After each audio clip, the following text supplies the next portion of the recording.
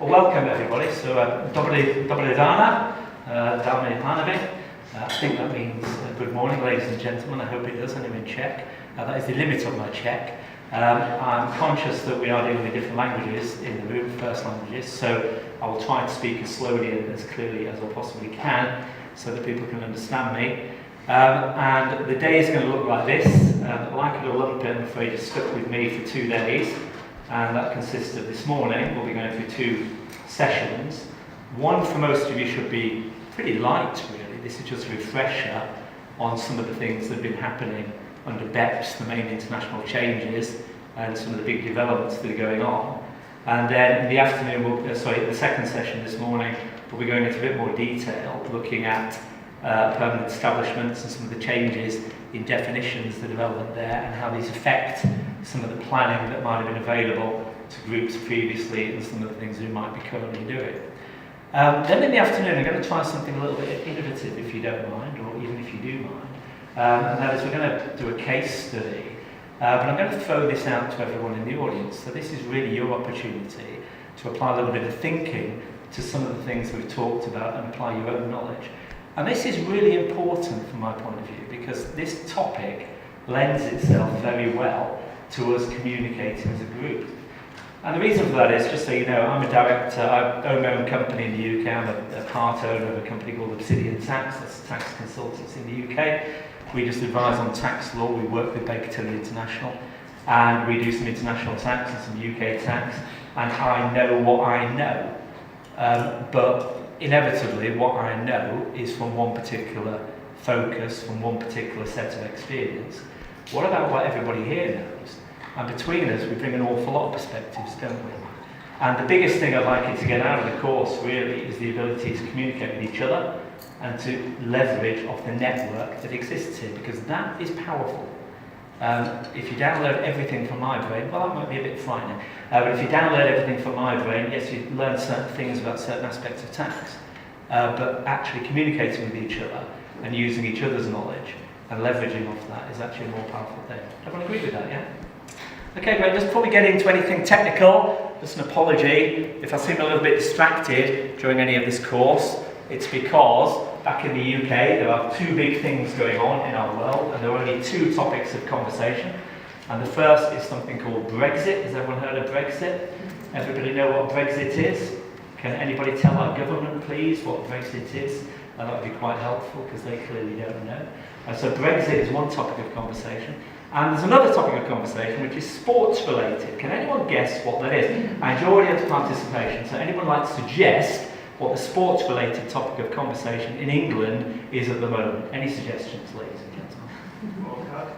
Well, World Cup, absolutely not. No, it's Wimbledon, obviously. So have you not heard of Kyle Edmund, the great British hope? No, it is the World Cup, sir. Congratulations, yeah. And the reason for that is on Wednesday night, something quite amazing is happening. England are playing in the semi-finals of the World Cup, which is something most people have only heard of. And we are playing against a team from Croatia. Now, I enjoy audience participation, so thank you very much indeed. And I'll be asking for an awful lot of audience participation as we go through this. But what I don't do is I don't pick on anybody. So if you want to sit silently, you can.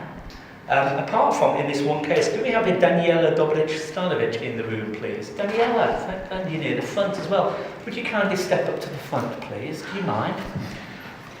I'm going to ask you to demonstrate your knowledge of international tax treaties in a second. Yeah, because I'm from Croatia, is it? Oh, me? Oh, sorry. Okay. Daniela, can you guess why I've asked you to step out to the front? Because probably we are playing on Wednesday. Yeah. Do you like football? Not actually. Oh, don't you? Oh, well, that's easy then. In that case, you can sit down again. Well, no, actually, I'll stick with the stunt anyway, because I am big into football. I'm a big football fan.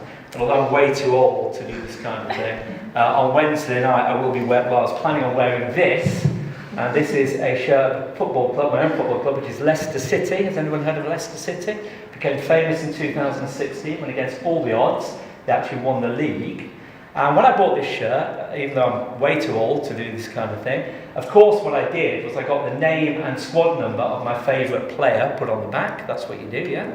Okay, and which is absolutely fine. The only problem is my favourite player at the time is somebody called Andrej Kramaric. Do you know the name Andrej Kramaric? Andrej Kramaric is Croatian and will be playing on Wednesday night against England. And actually, on his form, will probably be scoring some goals. So I'm in two minds about this shirt now for Wednesday night. This is a little difficult. So here's the deal.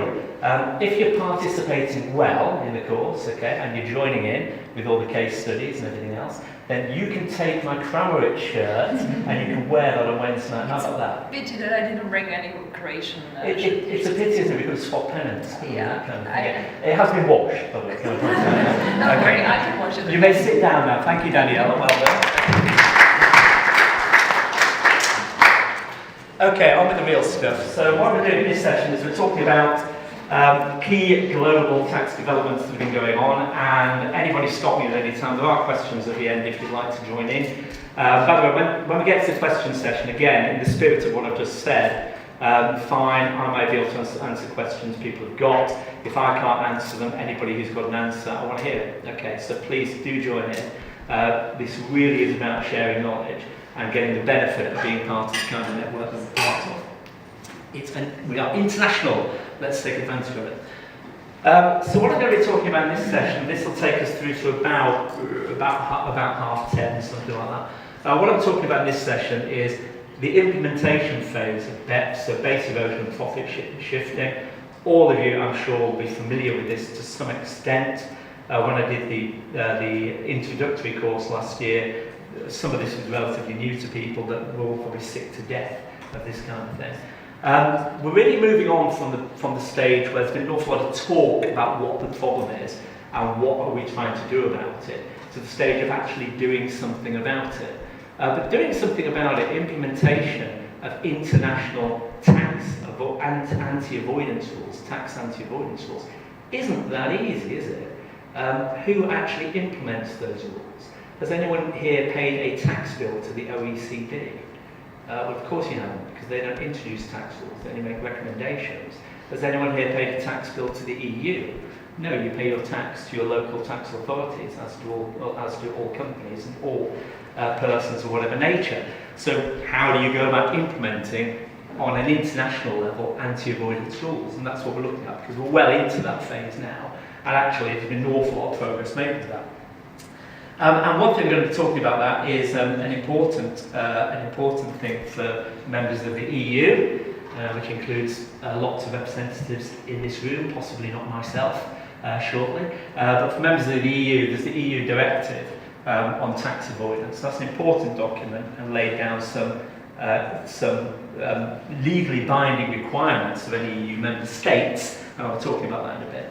I'll also talk about the measures that countries have introduced unilaterally. And these all look really similar. Lots of countries have introduced something along the lines of some of the recommendations from the 50 OECD BEPS actions.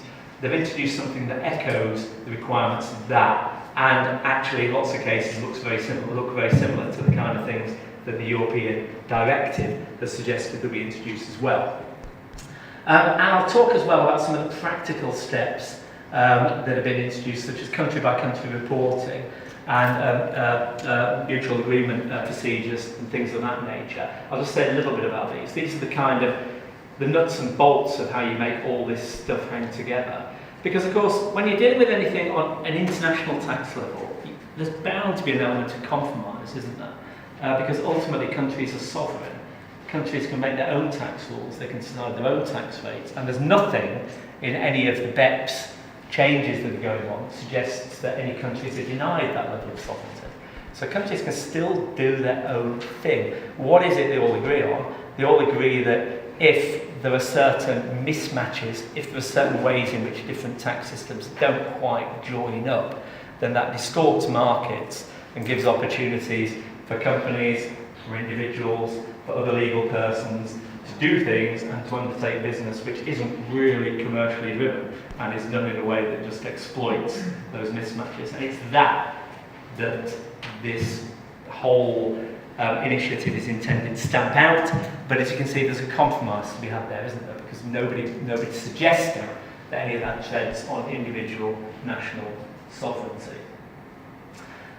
This will be blindingly obvious to most people in the room, I'm sure, but just as a recap, what on earth is it we are talking about? What is base erosion and profit shifting. What is it all about? Ultimately, you can break it down into its two sides, if you like. Base erosion is the process whereby a company, an entity, takes steps to ensure that the taxable base, the taxable amount, the amount on which it would normally be taxed, is reduced by any one of a number of mechanisms. You can get a taxable deduction for an interest payment, you can get a taxable deduction for a royalty payment for the use of intellectual property, you can get a taxable deduction for the payment for services, you can get a taxable deduction for interest on debt. There's lots of different ways in which you can eat in to that amount which would otherwise be taxed in a particular country.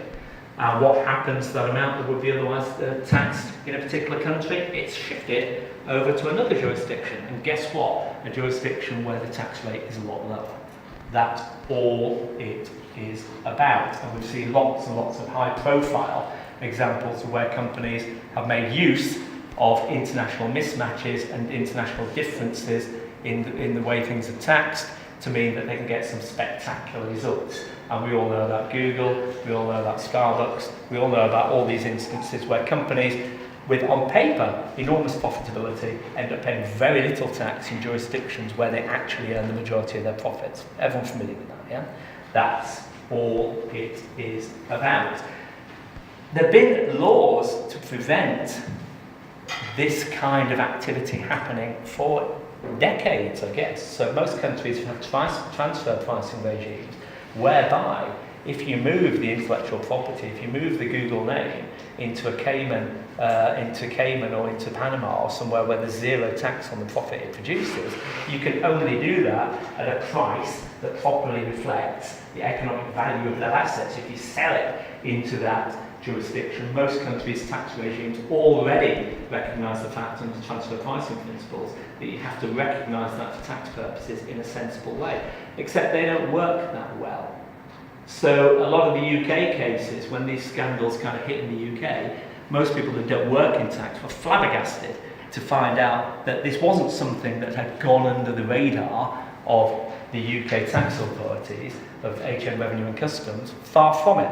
HM Revenue and Customs had agreed to it under the transfer pricing arrangements and under the agreements that you can get, the advance agreements that you can get under that. So there are already rules there to stop this happening. They just haven't clearly been working that well, have they?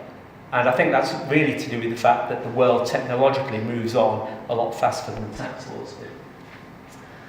And okay, I mean, I could draw any kind of diagram to illustrate what this is about, but typically, let's say this example, you have the ultimate company, the parent company, the company, if you like, the business end of the enterprise, the thing that's ultimately earning the money and that's driving everything. That might be in a high tax country.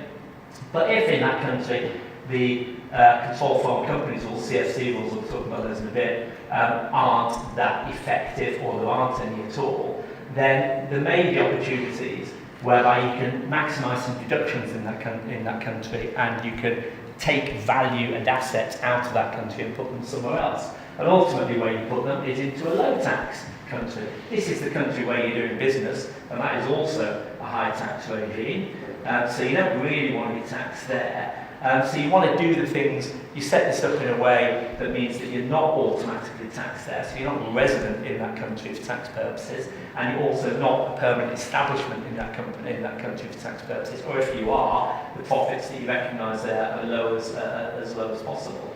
And ultimately you do that by getting all the value into this intermediate company which is in a low tax jurisdiction. Often this would require a multiple company structure, not just simply top co, intermediate co and bottom co, to give it some commercial veneer. This would normally require something else as well, and that might involve another intermediate company in a high tax jurisdiction, but taking advantage of things like that not being recognised in this country the same way that that is recognised would often mean that you could get a deduction in one country for something that is regarded as interest and not get taxed in this country for something that is regarded as a non-taxable dividend, and at the same time get all the profit ultimately over there via payment for services, payment for use of IP, payment for interest, whatever it may be.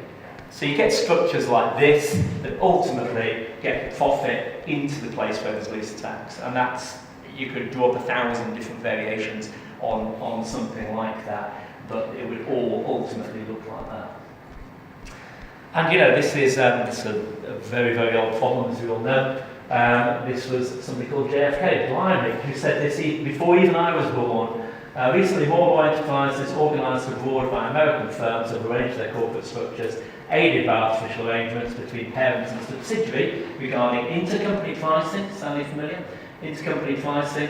I think it's done.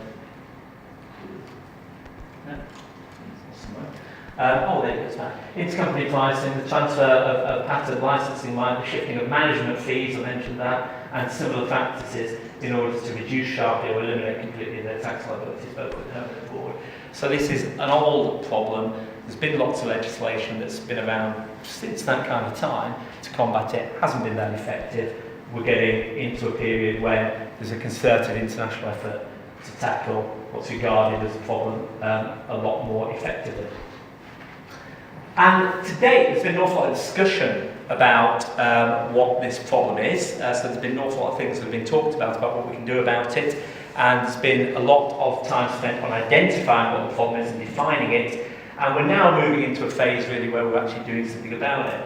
So a little bit of history. You have the 2000 report, the OECD report, addressing BEPS. By the way, for the uninitiated, BEPS is the acronym that's applied both to the problem and to the answer. So we talk about base erosion and profit shifting as being what companies do to avoid tax. We talk about base erosion and profit shifting as being the response to it. So we talk about BEPS as being the response to that as well. So we use the same acronym. 2013, this was probably the big step forward when we had what you'll all be familiar with, I'm sure, the 15 separate work streams that were developed this really identified the 15 areas where some action was needed to really make a difference in this, and some action has been taken in all of those areas since that time. Throughout 2014, there were various consultations and various documents were produced that were put out to consultation, and different responses were gathered from different governments, and this went on, and it's still going on to some extent. And that applied to a decent proportion, it's probably actually about more than a third of the actions. And 2015, the remaining actions where that wasn't covered were looked at, and we had similar consultations going on, and some detailed reports were produced on those. So all of this really, during that period, you can regard as a bit of a talking shop going on. People are talking about the different things that they might be able to do in order to deal with the problem, but not that much happening by way of action.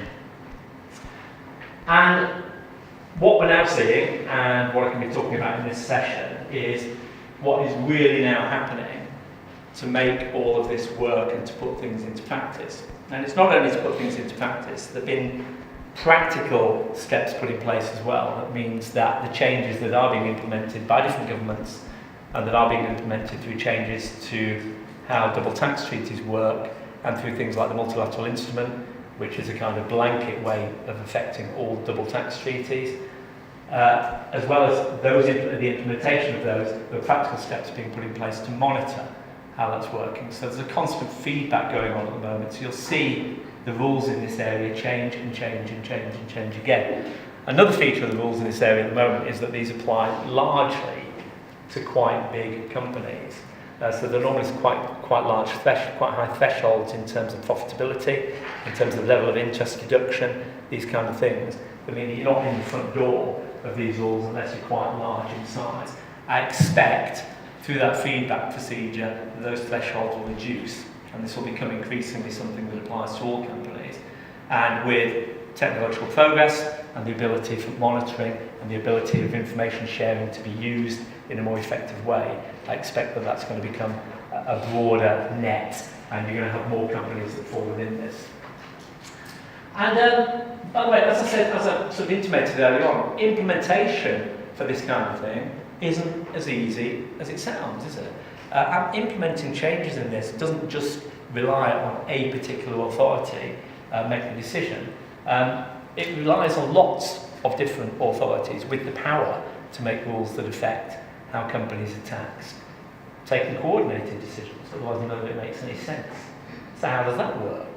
Well, it works really with the OECD giving recommendations, other bodies such as the EU, to the extent that they can, telling their members to introduce certain minimum standards, but ultimately individual sovereign states introducing rules and getting rules ratified and agreed by their own parliaments and through their own democratic process, getting those rules through in a way that works. So obviously all the rules aren't the same, and there are bound to be parameters, and it's been necessary in terms of the recommendations that have been made, in terms of even, as we'll see in the EU directive, it's been necessary to build in certain flexibility, because there are differences that need to be respected. And you can probably break down the actions into two bits. Stuff that countries are just going on and doing themselves, and stuff that really covers all countries. And I'm thinking there in particular about the multilateral instrument and other changes to the standard wording of double tax treaties, so the model double tax treaties. And we'll be looking at double tax treaties in a bit more detail tomorrow.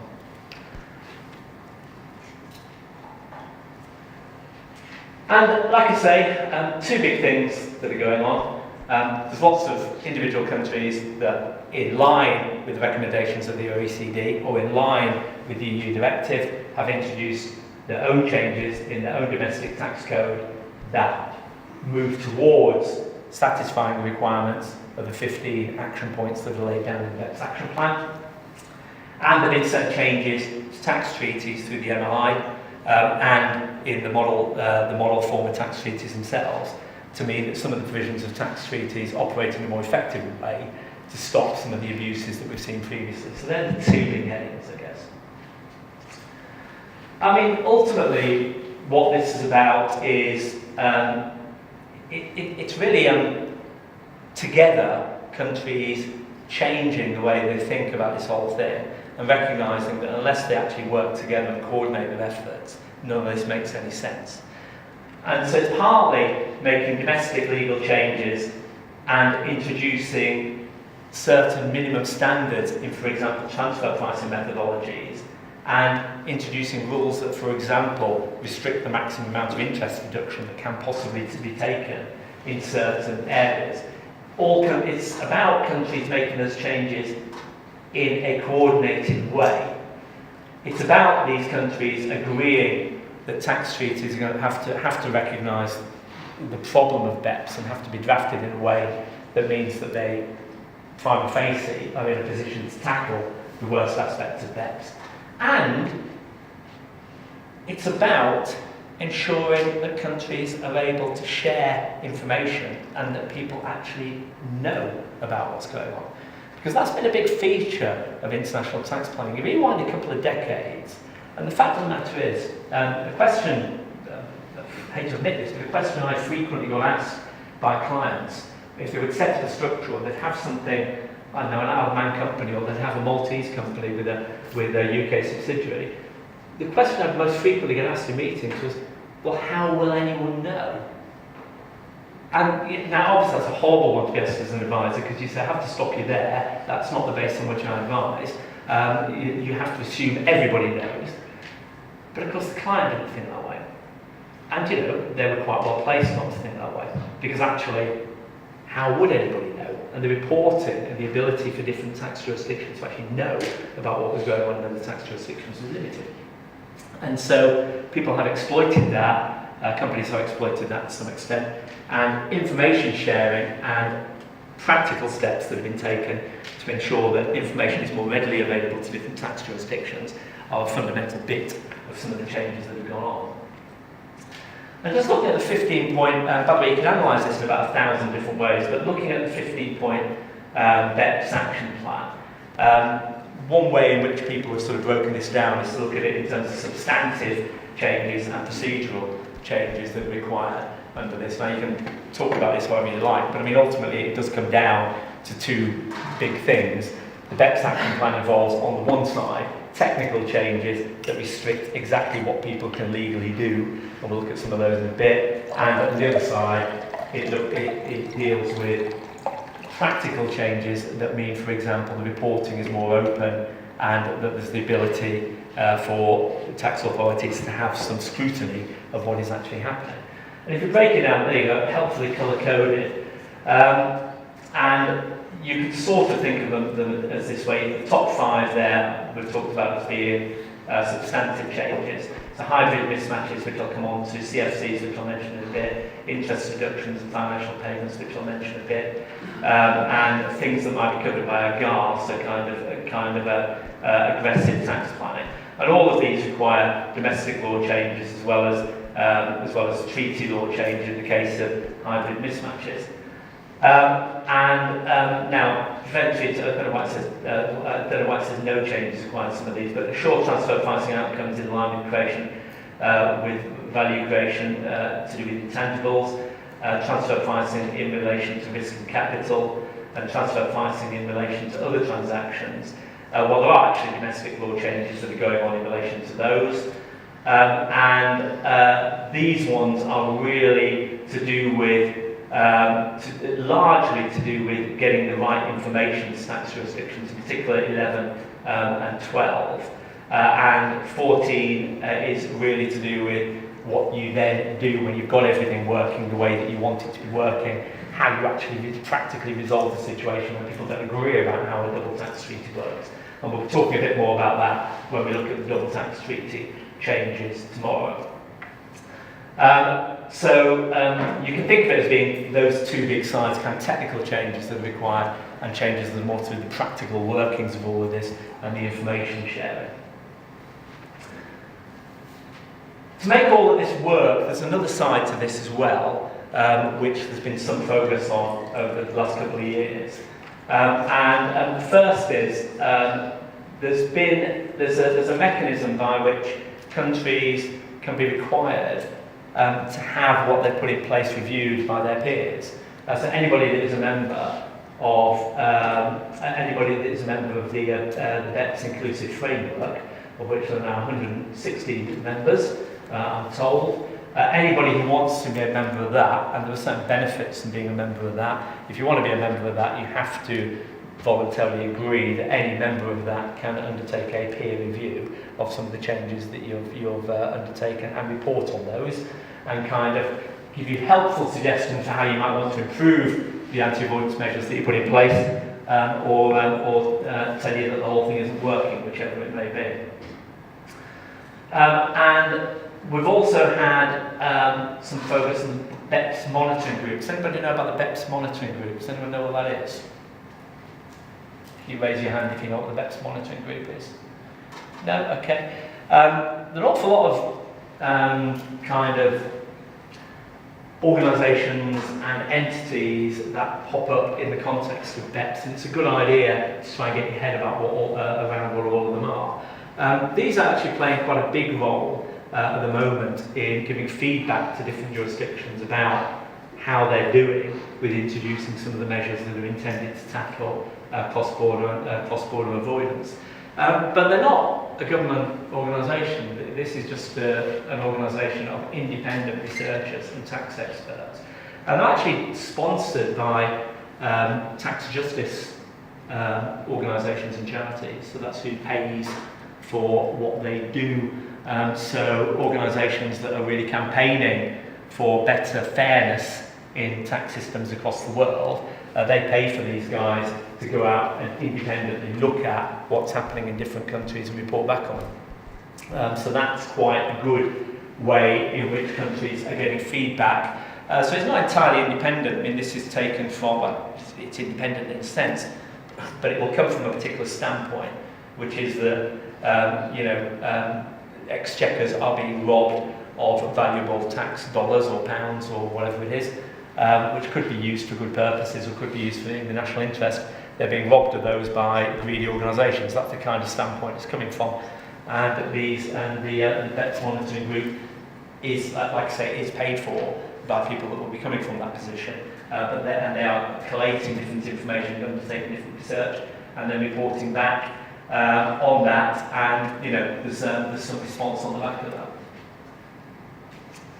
Everyone happy so far? It's quite general, but that's a brief outline of some of the things that are going on in the world of BEPS and the response to BEPS. I mentioned that it's now time for governments to start doing things and actually putting things into place. And the problem with that in the context of BEPS, in the context of international tax, is who does that? Because like I said, the OECD does not impose tax rules, they will not send you a tax bill. The EU does not actually impose tax rules or send you a tax bill. So how does this actually practically work? And all the countries can get together, can't they? And they can all agree that they all want to do something, and they can all agree how bad this is. But at the same time, they can sneak out the room afterwards and say, I know we said we were going to introduce that measure, but we don't really want to discourage companies from investing in our country, so actually we won't do that at all. So there's a difficulty, isn't there? There's a tension here. And how is this being tackled? One very practical way it's being tackled is through EU member states, through the EU directive, tax directive in the EU, the anti-avoidance tax directive. This is tax directive 1164. And you may or may not know, but sorry, can you raise your hand if you're from an EU jurisdiction, please? I can do this for another few months. Yeah, so most people, about half. Okay, great. Okay, if you're from any country that's a member of the EU, that country will be a signatory originally to the Treaty of Rome and something called the Treaty of the Functioning of the European Union. Yeah? Have you all read the Treaty for the Functioning of the European Union? A nod, yes, thank you, sir. So you've read it. Do you know which clause allows the EU to issue directives? I've got to say, if you'd answered that, I think I would have had to have gone home. So clause 115, as you knew. Clause 115 of the Treaty for the Functioning of the European Union allows the EU to issue directives, and these directives are legally binding. Actually, this is what's caused a lot of fuss in the UK about whether it's a good idea to be a member of the EU, because some people take this as a bit of an affront. And the purpose of that is it's intended to be a practical measure, because the purpose of the Treaty for the Functioning of the European Union is set out. It's intended to create a free market and a market that operates on a level playing field. All very sensible. And it's recognised that from time to time things will happen that mean that things have to change in local law to make that work. Otherwise it just will stop working, or it just won't work in the way intended. And that's what clause 115, as you knew, is intended to allow the EU to do. So the European Union can issue directives. And this is its anti-avoidance tax directive. There you go. It's not a particularly impressive looking document, is it? But that is the cornerstone of the BEPS changes that are being introduced for EU member states. And when the EU issues a directive, no one's got a say in it. It's legally binding, and all the sanctions that the EU can provide, can take against a member state are there. So that's a really good example of how international tax law in practice is introduced. Because normally, like I said, these are unilateral measures. These are things that countries can do under their own steam and under of their own volition. Who can actually force a country to introduce tax measures? Well, you might do that in negotiation with another member state when you want to negotiate a double tax treaty with them. You might do that when you want to have a trade agreement with a particular member state. You might then talk about some measures. But to get these measures focused not just on one or two jurisdictions, but on lots of jurisdictions, that's actually quite hard. The EU, of course, is very, very powerful in that, because it can issue these directives which apply to all its member states, and all of those member states can be subject to sanctions if they fail to implement. And this goes back to 2016. It put forward a proposal for an anti-avoidance tax directive. Like I say, the directives it issues under clause 115 can apply to anything. They're intended to be technical things, not matters of principle, but something that's technical that stands in the way of the normal functioning of the market that's intended to operate within the EU. They can issue a directive, and that directive will define it. And the Council adopted this directive on the 20th of June 2016. In addition to that, since on the 25th of October, the Commission presented a proposal to complement the existing law on hybrid mismatches, which I'm going to talk about in a minute. And the rule on hybrid mismatches, this is an addition to the original directive that was issued, and that's now part of the directive as well, the amended directive. And hybrid mismatches, when I say hybrid mismatch, can you raise your hand if you know what I'm on about? Does anyone know what a hybrid mismatch is? It's quite fundamental to a lot of the BEPS planners. Thank you, sir. Yeah. Would you like to step up and describe it? It's That was so one incredible. country is maybe a company or a personal, I don't know now the vocabulary, but Yeah, so one country might recognise an entity as a company, another country might recognise it, let's say, as a partnership, so it's transparent for tax purposes. So one country taxes in one way, even though it's exactly the same entity, the other country, which is also relevant to the taxation of this entity, recognises it another way. You get no tax in this country because it's transparent. It goes to this country, and actually there it isn't taxed either, let's say. Thank you very much. Yeah, that was. I won't do that again, by the way. But you see, this is what you get for raising your hand. You know. No, thank you. Did everyone get that roughly? I'll talk through some examples of what hybrid mismatches are in a moment. But it's a fundamental aspect of some of the BEPS changes that are being undertaken. Tackling hybrid mismatches comes into that quite a bit. And let me just check here.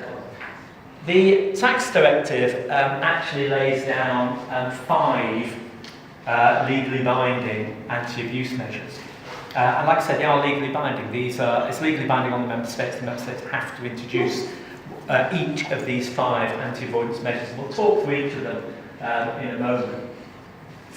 And in the directive, there are some kind of general statements that are being made. So, I mean, for example, there is some flexibility built into these measures because it's recognised that countries have different tax requirements, it's recognised that countries have different cultural bases, it's recognised that countries will operate in business terms in a slightly different way to each other.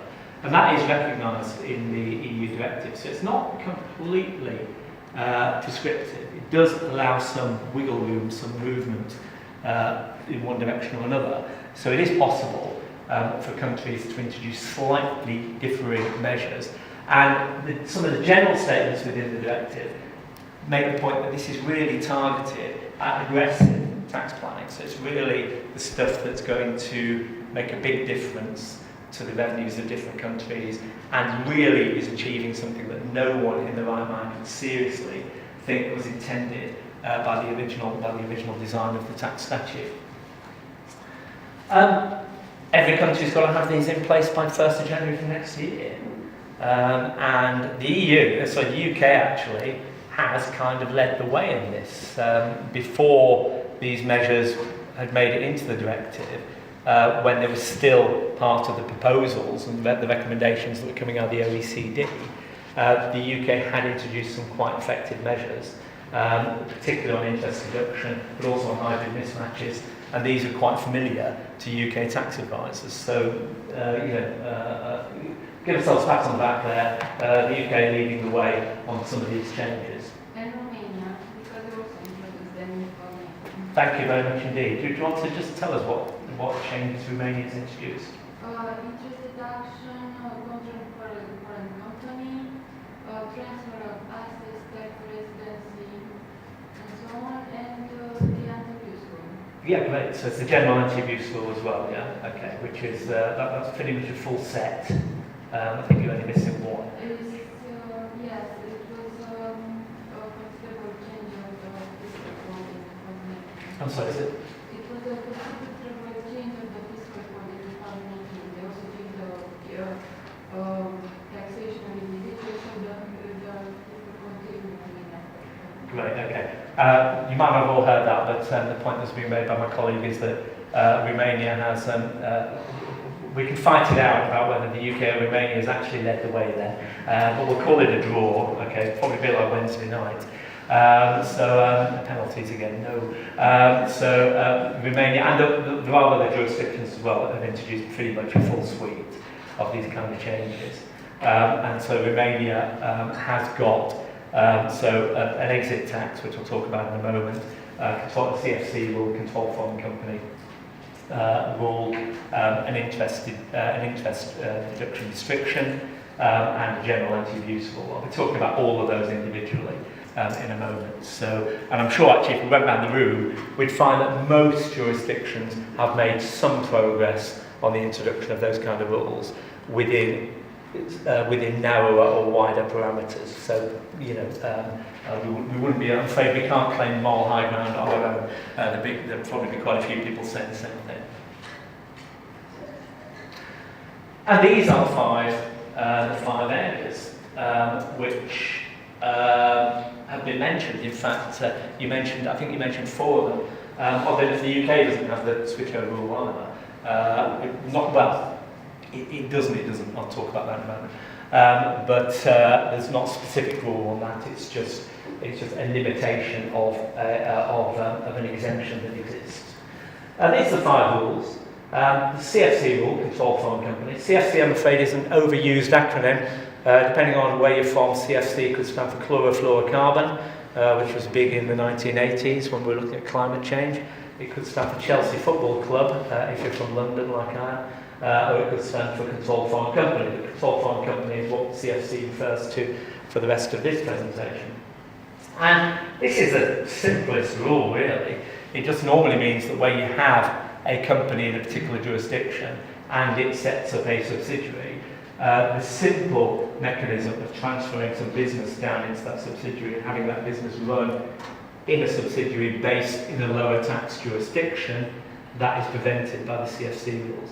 And they normally have some pretty big thresholds. And actually, within the parameters, we're talking, by the way, still talking in the context of the EU directive. So these are the five things that are introduced by the EU directive, but apply to different jurisdictions as well. In the EU directive, the kind of flexibility that was left to countries to introduce that law means actually that the UK gets away with what is actually a pretty generous rule.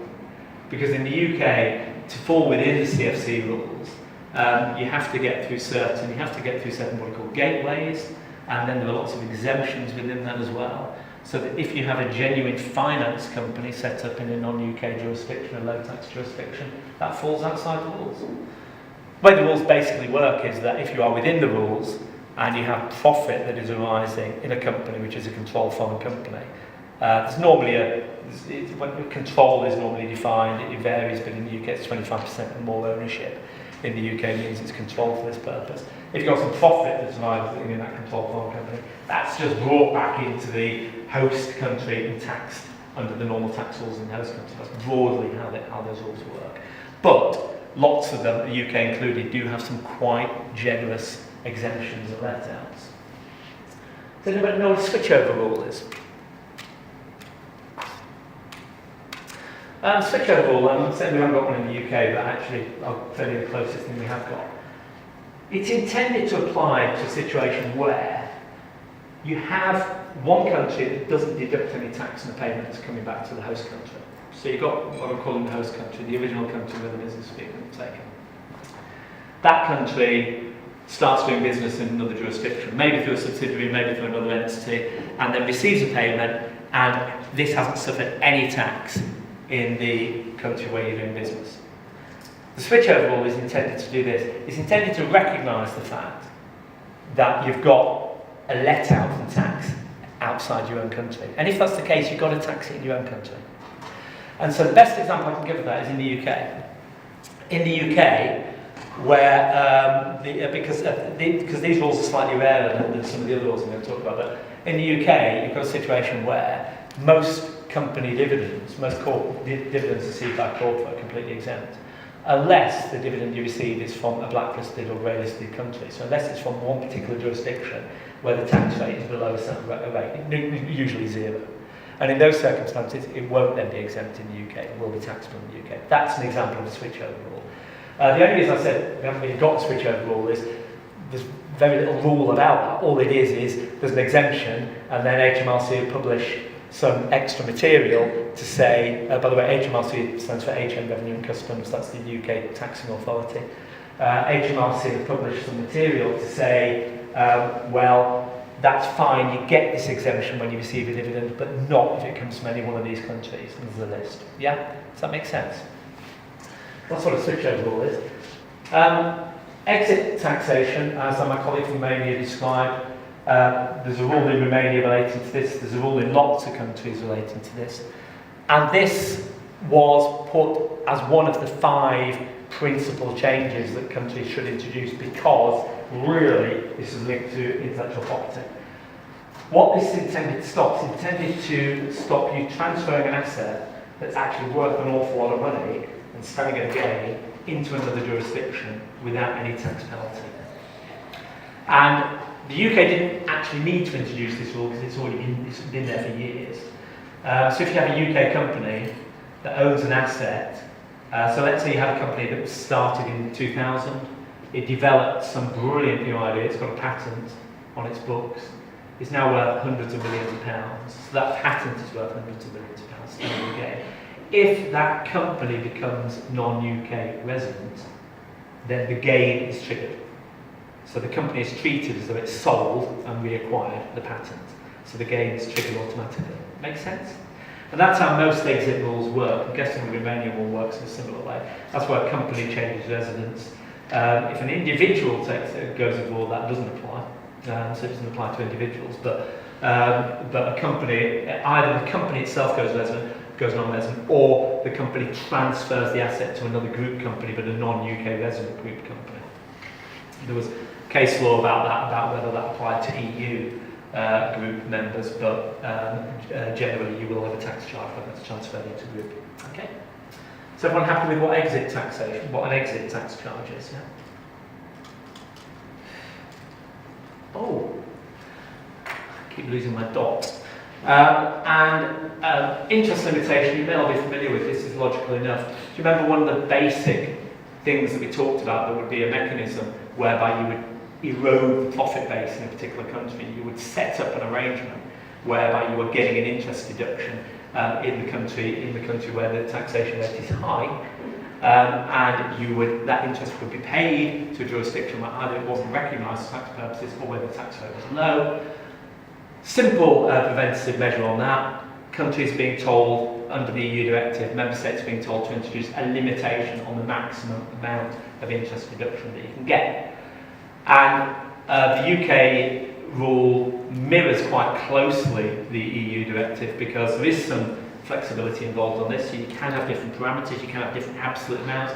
The EU directive talks about you can let companies off with this up to profits of €3 million. Well, the UK rule applies to £2 million sterling, which until yesterday was a little bit less. It was a little bit more than €2 million, but is probably less than €2 million this morning.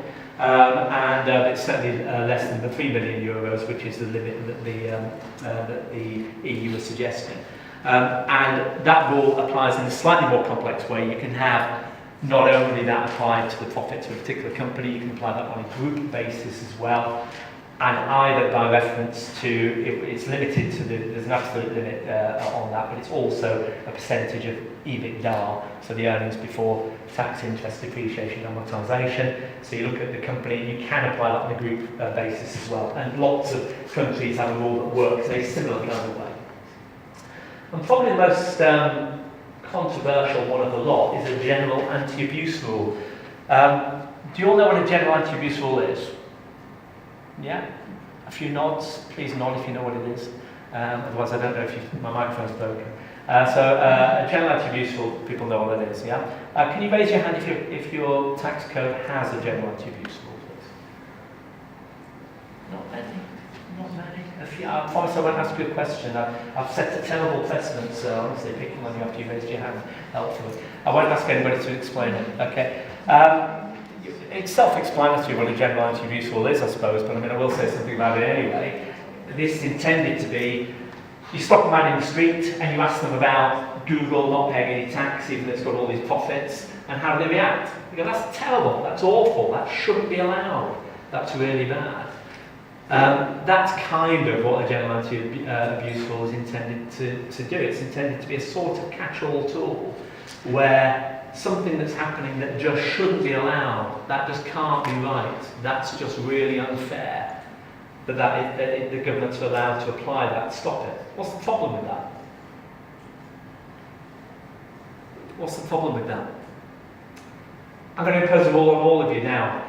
Bad stuff today is prohibited. Any bad stuff is prohibited. Everyone agree? Everyone agree? You all agree? Oh, I'm not so sure. Why are you so sure? So? Say it again? It's about the transition to the economic substance. Substance is part of it. The point is, one person's idea of what's bad is not everyone's idea of what's bad. How do you define that? How do you define what just shouldn't happen? That's just unfair. This is really judgmental, and it's the real problem that you have in framing a rule like this. Because actually, when you lay all the facts out on the table, it might look unreasonable to one person, but it might look fine to somebody else. Substance, you're exactly right, because substance actually comes into that a great deal. If you've got a genuine economic, commercial reason for doing something, generally, you won't be on the wrong side of a general anti-abuse rule. Generally. But the UK one, this went round and round and round. You know, we've had a UK general anti-abuse rule since 2013. Anyone like to hazard a guess at how many times that has been applied by HMRC so far? The general anti-abuse rule. How often do you think that's been used? Just need someone shout out a number.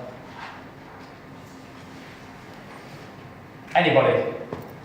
Any number? You all know numbers. Shout out a number. How many times has it been used? 100 times? 0. Thank you very much indeed, sir. We have a winner. 0. It's not actually gone through the courts yet. We have a process whereby a panel has to sit and work out whether it can, in theory, apply. That panel has sat 3 times and has said on 3 occasions, yes, they think it does apply. Then HMRC have to decide whether they think they can win a case on the basis of that. Why? Why aren't they applying it all over the place? There's lots of avoidance goes on. Why? Because it's kind of a nuclear weapon. It's a really difficult rule to enforce because it's judgmental, and they don't want to have precedent on the books that says it doesn't work. So they don't want to lose a case under a general anti-abuse rule. You want to make sure that the first case that comes before the courts you win. So it's a really scary one for taxpayers, but it's an even scarier one for tax authorities. It's a difficult rule to frame, it's a difficult rule to enforce. Everyone see that? I mean, the UK rule talks about if it is reasonable to believe that what you have undertaken is a reasonable course of action. We call this the double reasonableness test. Well, what does that mean? What's reasonable? Are you all reasonable? Sometimes. These are judgmental terms, and that's the whole point about general anti-abuse rule. General anti-abuse rule, by its nature, can't be specific. Targeted anti-avoidance rules can. They can say exactly these circumstances, you don't get the deduction. Exactly these circumstances, you do get the tax charge. A general anti-abuse rule sort of says, look, if it's really bad and everyone really, really hates it, then we can stop it. Well, who says? So no one knows. Just looking at how these work, I mean, this is a really simplified example. Sorry, that's a bit small and probably the lighting's not helping. Because we have these, I don't know if we can shut these blinds here actually. But I'll read it out. It just says this is what we've got before you have a control foreign companies will apply.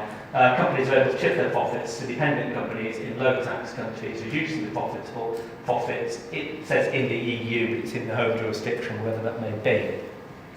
So that's easy enough. This is a really simple thing. So you've got a company there. This is its subsidiary. The palm tree indicates that it's somewhere rather nicer than London. So that's in a low tax jurisdiction. You capitalise this company, so you subscribe a whole load of money for its shares, so it's got money to undertake the business there. You provide it with some IP. You do whatever is necessary to mean that the business is actually carried on in that country. That means that the profit would normally be there. With the CFC rule, dead easy. If this holding company and this subsidiary are within the CFC rules, the profit isn't there, it's back there. To the extent that those rules apply, you have the profit back in the individual company. I gave an example of the switchover rule and how this is intended to apply. So you've got a company that again is in a country within the EU, that could be anywhere within the EU. It invests in another company. Let's say it does that by way of subscribing for shares, so this is 100% subsidiary. Dividends are paid back into the UK, and here the EU member country doesn't tax the dividend, because that would be the case in the case of the UK. So it doesn't tax the dividend. It treats them as though they've already been taxed there, except they haven't. So the idea is that where a country has a switchover rule in place, when those profits come back into the host country, if they've not been fully taxed there, the host country is under an obligation to tax them in some form. Okay, that's what switchover rule is. Simple enough. This is an example of what an exit rule would look like, and like I say, this is really aimed at stopping patents or IP or any assets, intellectual property with some significant value, being sucked out of the tax system altogether. So you've got to come. So before, without this rule in place, here's Google. They develop ridiculously valuable IP. They then twist the arms of the transfer pricing authorities here and here and say, actually, we can sell it for not the 100 trillion quid that it's worth, but we can sell it for £1 billion. And the tax authorities actually are quite happy to take tax on that number. So that means that you get some tax, but nothing like representative of the value of the IP. The IP is then there, the profit arrives there. An exit tax rule means that you get a capital gains tax charge on the transfer of that IP, so that you get something based on a different set of valuation principles, and you get something that can be taxed in a different manner. So if the transfer pricing rules aren't sufficient to really pick up what should be an amount of tax reflective of the economics, then you can instead get the tax charge under those capital gains rules. And we mentioned this one, and as we said, Romania's got the same rule, a similar rule to the UK. Very commonly, this company would be loaded with cash, so parents subscribe to shares in this company, £100 million. Guess what? The subsidiary lends the money back to the parent. Why would it do that, by the way? Interest deduction. So, exactly, it would do that to get an interest deduction, and that's the only reason it would do it. Something I'll be talking about tomorrow, what might, and you mentioned the word manner, what might stop that, apart from this rule I'm describing now, what also might stop that in the future? What kind of set of rules that are being introduced under international tax we'll be talking about tomorrow might stop that? Just a glance into tomorrow. I asked you why they lent the money, and you said interest deduction. Is that good enough? So, interest deductions? Sorry? Only interest deductions? For measure? Oh, well, that will stop it, that's true. An actual technical measure limiting the amount of interest deduction you get. But what might also stop it?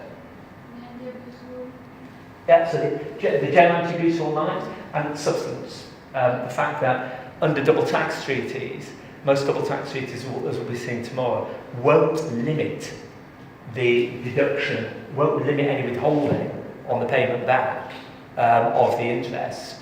They won't limit the withholding tax if actually you put this in place purely for tax planning measures and there's no real substance to it. So actually, classically now, in lots of jurisdictions, if you were to do this even without the interest deduction restriction, which is obviously very powerful because it's very precise, even without that, you'd probably find this wouldn't be effective anyway, because you'd be relying on the fact that you don't get a withholding tax on payment of the interest. Because it's fine getting a deduction there, but if you get a withholding tax on it anyway, then you've got nowhere, have you? And in fact, you might find the withholding tax on it is more than the tax, the actual corporate tax charge in the host country anyway. So actually, there's probably a couple of ways. And you'll see this happens with a lot of these rules, a lot of rules we're talking about over the next 2 days. They kind of cross over, they kind of interact, and they kind of intermesh. So when we're doing the case study later on, I'm asking you to think about, specifically about permanent establishments. But inevitably, your thoughts will be going on some areas that we're going to cover tomorrow, so you may be jumping ahead, because all of these things do interact. The rule that's intended to counter this mischief, not talking now about the substance rules or the general anti-abuse rule, the rule that's intended to counter this mischief is a simple limitation on the maximum interest deduction that companies can get, either by reference to a percentage of their profits or their EBITDA. So we know the term EBITDA, earnings before interest, tax, depreciation, amortization. Do you know why the law talks about that? Do you know what the point is? Why EBITDA? The point that the legislation refers to EBITDA is that's more internationally common. So if we talked about profit on exactly the same numbers in one state would look like that, and another state would look like that. So profit before tax might be very, very different. You take out depreciation, you take out amortisation, and you take out interest deduction, and actually profits start to look pretty similar. Okay, so that's why this refers to a percentage of EBITDA. Either a percentage of EBITDA or an absolute limit on the amount of deduction that you can get. That's intended to stop that simple debt plan. And here we have it, the General Anti-Abuse Law, which I spent a little bit of time on. The General Anti-Abuse Law is as I say, the catch-all. This is the rule that if nothing else works, then the jurisdiction has at its disposal the possibility of using the GAR. The real problem with the GAR is that it is a blunt instrument and nobody really knows how a court is going to decide on its application. So much so that in the UK, where we've had the GAR since 2013, as I say, that's 5 years now. My God, where's the time go? That's 5 years, still hasn't yet come before a court, even though there are thousands of instances where that could be used. And in international tax, I think this will be even more, countries will be even more reticent to use this rule. So what's the point of the GAR then? Why have it if they're not going to use it? What's the point? Prevention, thank you. There's another word actually which I used, which I gave you a clue. I talked about. Scare the company. Scare, is that what you said? Yeah. Yeah, it's deterrent. It's there, so that's why I describe it as a nuclear option. It's a good analogy because people will. When these rules exist, since the GAR has existed in the UK, people have stopped doing the kind of things that they might have otherwise done. The UK was awash with very aggressive avoidance, and certainly at the higher levels, and certainly at corporate levels. Since the GAR's come in, that just isn't the case. And there's another set of rules as well, which we'll talk about in this context, called the Disclosure of Tax Avoidance Rules, which are mirrored in lots of jurisdictions. And so it's a deterrent, really, is the power. And the final thing that has been added to the 5 recommendations of the EU directive is something on hybrid mismatches. And this is referred specifically, it's referred to in the BEPS action plan, it's point 2 of the BEPS action plan. And the EU directive initially talked about tackling this in interactions between members of EU states, but actually the recommendation in the directive is that the rules are introduced so this tackles any hybrid mismatch wherever it may occur. And I won't ask you again, sir, so I'll play unfairly. I said at the start I don't pick on people, and then I did. This is, it's a really good, hybrid mismatch is a really good thing to understand. It's a really good illustration of the problems that we have in the arena of international tax. And you even get mismatches within jurisdictions. I mean, I can give you an example within the UK. We have something called the Limited Liability Partnership, which for law is a company, but for tax is a partnership. And you just look through to the individuals who are members of the partnership until you put it into liquidation. Then it's taxed as a company. Why? Don't know. But that's a real little oddity. You get those even within jurisdictions. But because different countries recognise different entities in different ways and treat them in different ways, you've got scope, and you have had historically scope, for huge amounts of tax being avoided through really, really simple ideas. And I mean, the classic one would be, if anybody's actually got practical knowledge of this, please let me know. But the classic one was really for a US company. You have a US parent, and it's got a subsidiary, and it's got another subsidiary. And basically this subsidiary is in a taxable jurisdiction, and in this subsidiary is overseas. In the taxable jurisdiction where this subsidiary is located, if it makes an interest payment to this other subsidiary, it gets a corporation tax deduction. This company is taxable So you've got a minus there and you've got a plus there, no problem, right?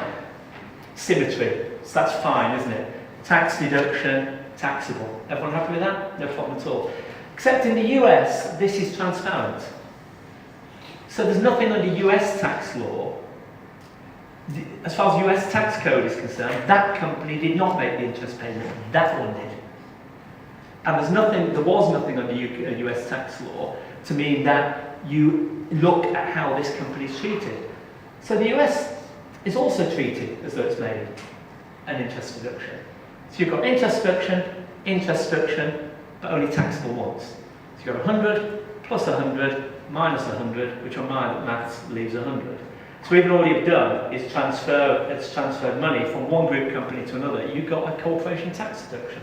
That was a really simple bit of planning that people used to use. Everyone get that? Everyone see that, yeah? Under US law, that is transparent. That's looked through. So anything that company does is treated under US law as that company. This doesn't work anymore, by the way. Please do not go back and do this. This is how it used to work. And the changes in hybrid mismatch rules would mean this wouldn't work anyway. But this is long since gone. Everyone happy with that, yeah? Okay. Another one, even simpler. UK,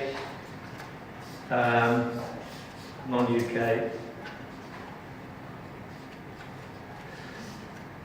UK, so it's quite small for anyone at the back. UK holding company, non-UK subsidiary, UK subsidiary. Under UK rules, basically, if you had a loan from this company to that company, then you had a write-off of that loan. There was no taxability in this particular country, in the UK. So there was nothing actually to tax that. If we did the loan the other way, so if we have a loan from a non-UK company into the UK company, okay, and we write off that loan, so you've got a profit in the UK, so you've actually made money, haven't you? So your balance sheet suddenly shot up because basically you did have a debtor there, so you did have a creditor there on your balance sheet, and that's now gone because this company has decided to write that off. Under UK law, and since 2016, just under general accounting principles, there would be no tax charge there. But if this was in the tax jurisdiction where that rule didn't apply, there would be a tax deduction there. So you get tax deduction there, no taxability there on the write-off of the debt. And you could do that with any number, couldn't you? That country, you could fund that company with 100 million quid, you could lend to the UK subsidiary, all part of the same group, under UK tax law, the write-off of that debt, no tax charge there, under that country's tax law, a deduction. Yeah, makes sense? And that's simply because of the way, that's a mismatch in how the rules work, it's not how the entities are recognised. Here, that was to do with how the entities are recognised, that was transparent in the US, that's transparent in the US, but real in whatever jurisdiction it's in. Here, this is to do with the debt instrument and how the debt instrument is recognised. And the debt instrument is recognised differently in the UK, in the group, than it is, let's say, in France. Okay? Everyone happy with that? Yeah? We could spend all day on hybrid mismatches. The point is that lots of people have had lots of fun with structuring arrangements.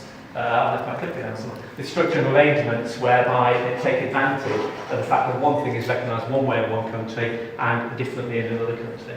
And the last change that's being proposed is that every country should have rules on hybrid mismatches to make sure that one country or the other actually gets tax charge. And this is the really simple example I gave of a hybrid mismatch, which is probably easier than the ones I put on the board, is where you've got company A that lends money to company B, except the manner in which it lends, let's say it's on a particular type of instrument, let's say it's on a special type of share, a redeemable preference share. Now, depending on the jurisdiction, that might be treated as equity, as a share, or it might be treated as debt. And generally, the tax rules will follow whatever that country's legal interpretation is of what that is. So let's say we have company A that's lending to company B, or to put money into company B, and in its own country, in country A, that is treated as equity. That means that this payment coming back from company B is a dividend, right? But in country B, when they look at the relationship, the financial relationship that exists there, the type of instrument means that isn't equity, that's a debt. And in country B, the payment is therefore interest. and therefore deductible under country B's rules. So, the same payment, the same amount of money, deductible there, not taxable there, because the two countries don't quite get their game together and they don't quite work, and they're not on the same page, and they treat this differently. Everyone see that, yeah? It's very, very simple. And really, the hybrid mismatch the changes to hybrid mismatch rules, or the recommendations being introduced, is that it's dead simple. One country or the other should tax this. That's all it's about. And so either country A amends its tax legislation so that if it knows that the payment is deductible in country B, it's got to tax it. That's the rule. That's what the EU directive is telling people. Or, if country A doesn't amend its tax legislation, then country B, knowing that country A isn't going to tax it, should deny tax deduction on it. Does that make sense? Okay? So the two countries will look at each other's tax regime, and they've got to have a rule that says that if there is a mismatch, and you know there's a mismatch, and you know that it's not going to be taxed in the other country, you get together with the relevant tax authorities in the other country and agree which one you're going to do. And if they do both, then you're into the normal double tax relieving provisions that might apply under the treaty or might apply unilaterally. Make sense? I think this is repeating it actually. If country B doesn't deny the deduction, country A should tax the receipt in country A. I think that's actually repeating what was said there. Well, no, it's not actually. So the final one is talking about if there's no change in the rules, so we don't have a specific rule that changes it. So it's not like the UK. If we don't have a specific rule in a particular jurisdiction that's introduced to stop that being, to make that taxable, then all we do is we just, by exception, mean that payments from that particular jurisdiction don't fall within whatever exemption it is that we're relying on there. Here you go, talking about the UK having different measures that it's introduced, and there are lots of things that the UK has introduced. There's a limitation in line with the EU directive. There's a general anti-abuse rule that was introduced in 2013, so that predated the EU directive by some way. But we've also had an inter-instruction rule, which you mentioned earlier on. We've also had a hybrid mismatch rule that's been introduced. We already have an exit tax rule. We have a limited, it's not a specific rule, but dividends that are received from zero tax jurisdictions and low tax jurisdictions don't automatically get the exemption in the UK. In addition to that, we had something introduced called the diverted profits tax.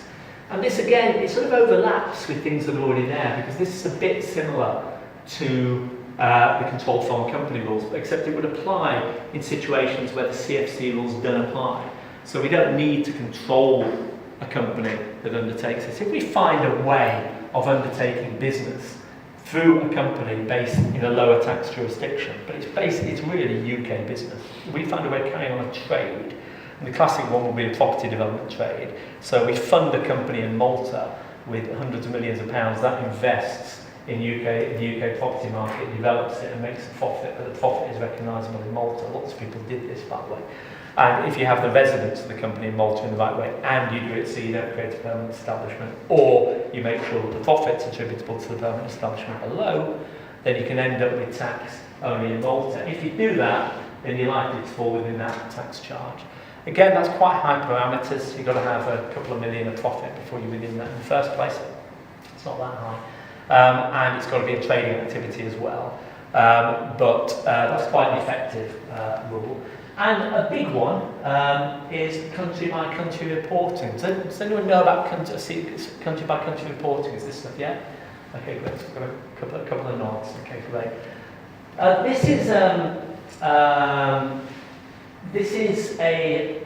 Ultimately what this is about really is overcoming cultural mismatches and overcoming information deficits to make sure that something can be done about problems which otherwise just aren't being spotted. And let's be brutally frank, so much of the problem that the BEPS initiative is intended to tackle, so much originally that problem, was to do with just people not knowing what was going on and things just disappearing behind, things not being transparent, so people not being seeing what's happening.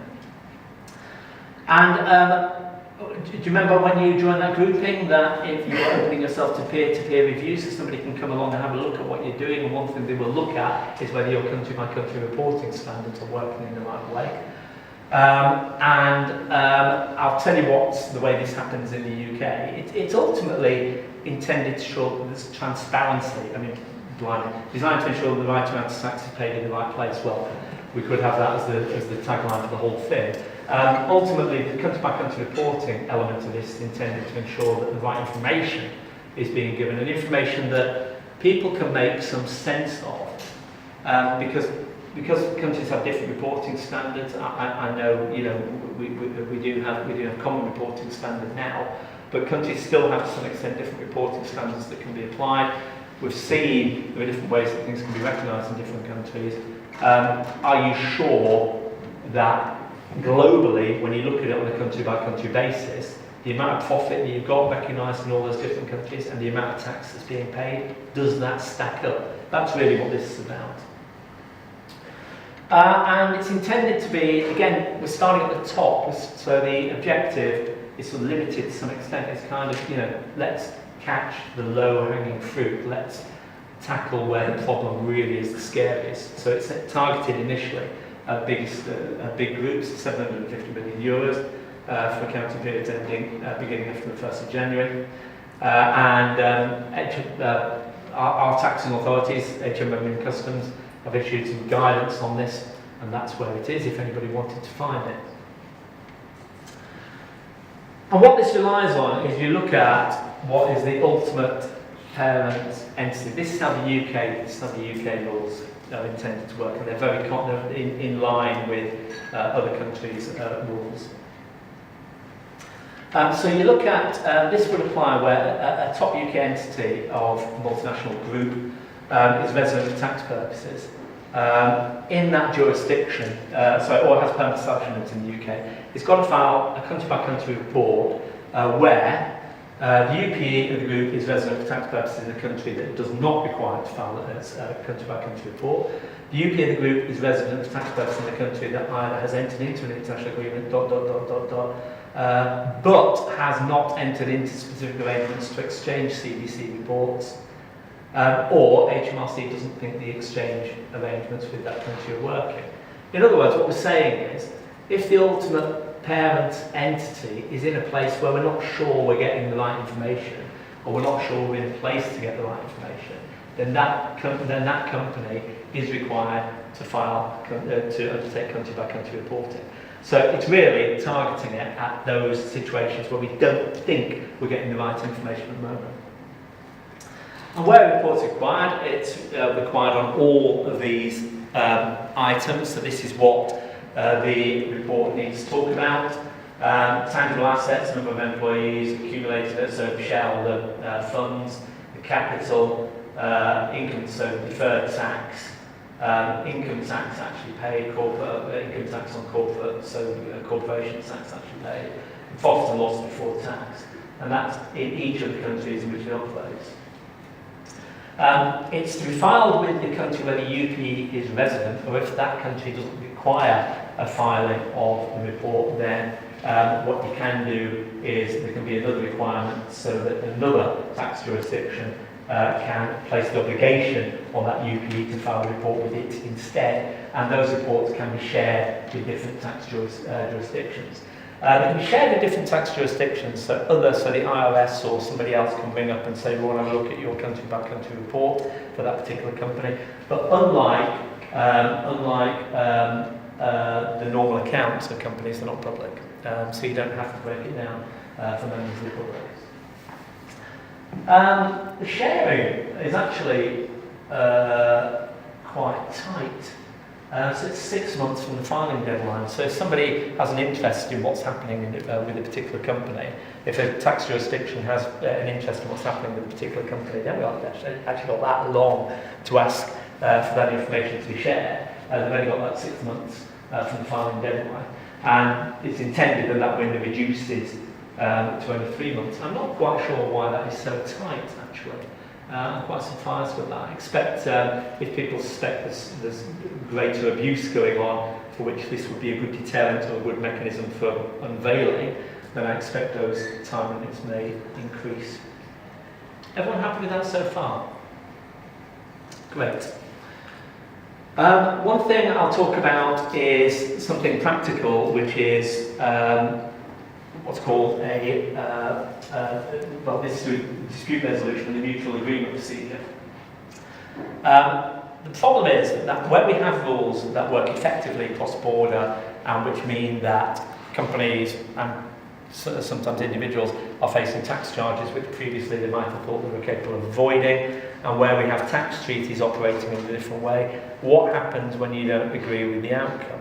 And of course, in your own jurisdiction, it's quite easy.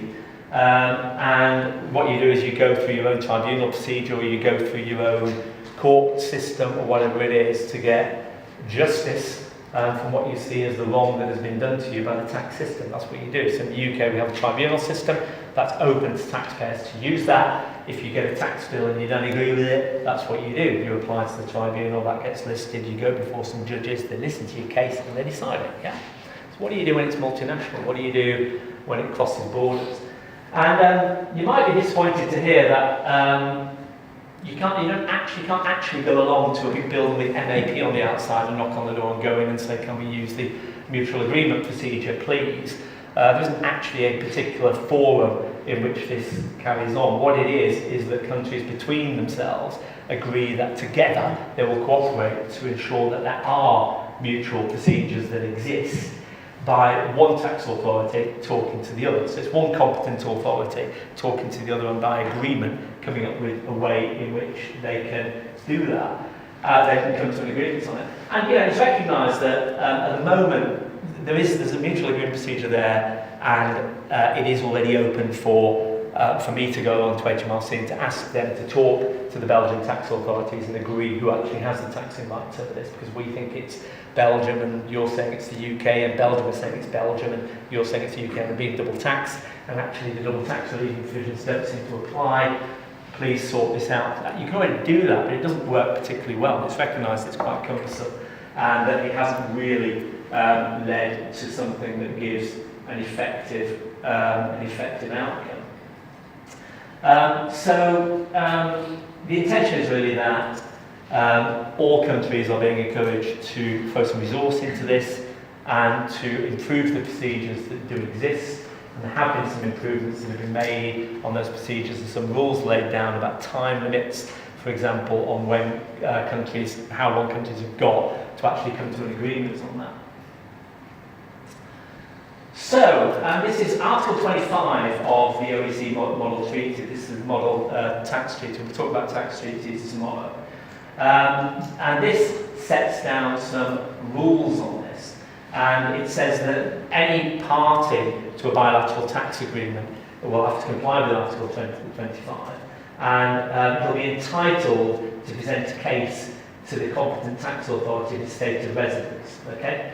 And you've got to do that within 3 years of the event, the thing happening, that means that you think you've got a case that needs to be looked at. So that would, in the UK, that would be when you get assessed for tax. And when you get something landing on your doormat saying, please pay us 100 million quid, if you don't think that's a good thing, you've got 3 years in which you can invoke Article 25 of the Double Tax Treaty with whichever country it is. And this is now in the Model Tax Treaty, so this will appear in pretty much all tax treaties unless the states have decided that they want to do away with it. And either your own tax authority works them out and comes to a resolution, or if they can't do that, they speak to the other tax authority, and by agreement between them, they come to an agreement about how that should be done. And where you're unable to resolve it, within 2 years from the presentation of the case, any unresolved issues shall be submitted to arbitration. So how's that arbitration work, do you think? Anyone knows? I think the problem is I'm not sure anybody does. There are now, different countries do have some procedures they've entered into to agree how that will be arbitrated. But that's still a grey area. So when you get down 2 years down the line, so you have something that means that you want to use the mutual agreement procedure, you start going through that. 2 years down the line you still haven't settled there, or both countries are still saying they both want tax payable and neither one's giving in. What do you do about it? You go to arbitration, but the mechanism for arbitration is not altogether clear. Again, you'll be using one jurisdiction or the other's higher court system will be the normal approach. But that's, we will see how that will work out in practice. And the map's just intended to produce the fair result in situations where you have some difficulties, so eliminating double taxation, ensuring that if there's any questions about where somebody's resident, that can be decided, ensuring that if we think there's a limitation under the treaty on the deduction of tax at source on a particular payment, that you get the benefit of that if you really think you are due the benefit of that. And what all double tax treaties are about, actually, and we'll be seeing this when we talk about tomorrow. All double tax treaties are ultimately about ensuring that the UK doesn't discriminate against non-UK businesses operating in the UK, and the same for any other country. So the UK can't say, there's blinking Croatians, they come over here, beat us in the World Cup semi-final, set up businesses here, we're going to charge much more tax on their businesses. That's what double tax treaties are intended to prohibit, and quite rightly so. Well, I'll see if I say that on Thursday. Okay. I'll say a little bit about the Forum for Tax Administration. This, again, we're talking about some of the practical things that are here. This is kind of the oil on the wheels of a lot of the stuff that I'm talking about. It's a bit of a talking shop, really, and this is a place where different members of this, so 50 OECD and non-OECD countries that are members of this. The BEPS was originally moved forward by the G20, and after that extended to the OECD, they kind of picked up the baton and started running with it. And really, the idea is that the members of this can sit together and they can talk about what works, what doesn't work, what problems they're seeing in avoidance, what really should be introduced to tackle that, what is actually working unfairly for taxpayers. And this is intended to improve how taxpayers ultimately are dealt with, subject, of course, to that improvement applying to those who are well-intentioned and not trying to do any naughty avoidance.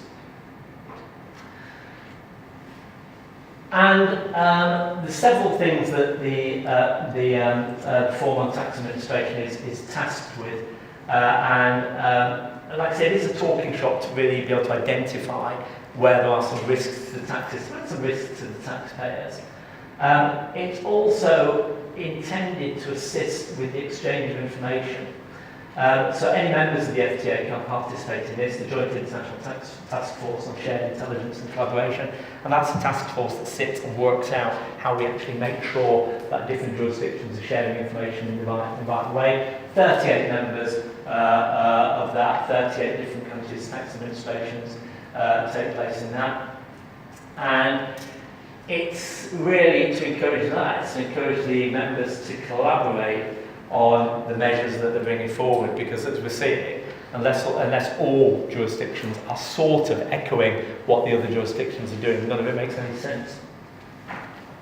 We're running out of time, so I won't run through that in any detail, but you'll have a slide in your slide pack just showing the big staging posts in information sharing that have taken place over recent years.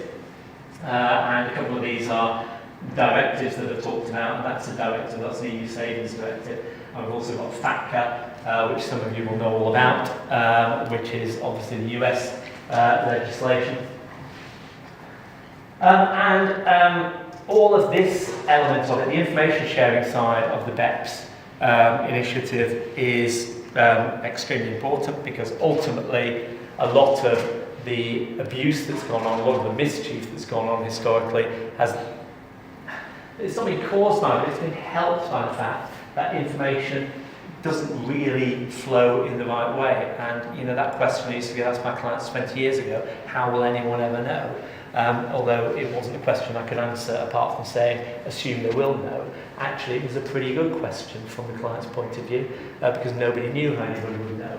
And so the information sharing initiatives are probably most aimed at actually reducing tax evasion. You all know the difference between evasion and avoidance, yeah? Evasion is illegal and avoidance is legal. You've never guessed that by the rhetoric at the moment, but that is still the case. As one former UK Chancellor put it, the difference between tax evasion and tax avoidance is the thickness of a prison wall, which is intended to illustrate that doing one gets you sent to jail and doing the other just gets you some penalties and interest if you do it wrong. But really, tax evasion, cross-border tax evasion, is a major problem, and BEPS is largely focused on cross-border tax avoidance, so things that are illegal and things that are allowed by the law. But actually, that's probably a bigger problem, and the exchange of information and the increasing flow of information is very, very important in that. And this is all of this comes under the auspices of something called the Automatic Exchange of Information, AEOI, which I can never pronounce.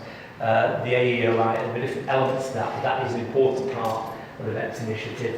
It's not a technical part of the BEPS initiative, but it's an important practical part of it. And the two sort of central pillars of that, two big areas of legislation that make that work at its best and encourage the correct flow of information are FATCA. This is the US legislation which imposes all sorts of obligations on entities that have any kind of business in the US. And as anyone who's familiar with FATCA will know, if you are receiving payments from a US customer, for example, unless you can provide certain guarantees about your status as a receiver of that payment, then the US authorities will simply deduct 35% withholding tax on the payment. So FATCA is a big one to encourage the provision of information about different entities cross-border, and the common reporting standard that's being introduced to allow tax authorities to understand properly the financial assets that are held in different jurisdictions, because you're looking at a common way of accounting for those. That's the other main part of that.